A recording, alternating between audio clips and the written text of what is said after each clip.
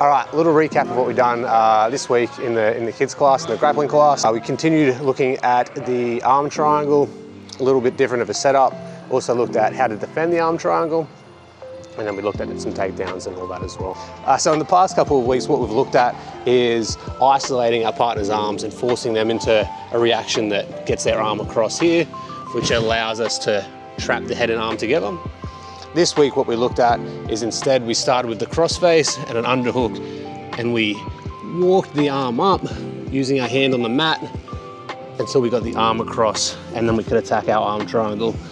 Like always, our arm triangle finish, we can connect our hands, elbow flares out, and we're just gonna put pressure down with our shoulder into our wrist. Not a big squeeze or anything like that, just slowly putting pressure in to get the finish.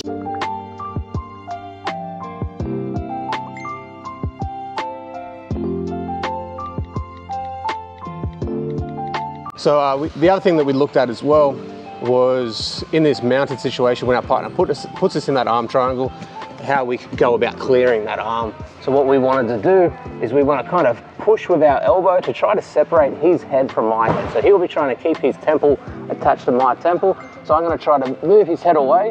And what's going to help me do that is if I use a little bit of a bridging motion here, that'll create a little bit of space, and we're going to use that space to circle our arm and free our arm. So I push, I bridge, and I circle my arm, and now we can go back to our defense and start trying to escape the mount.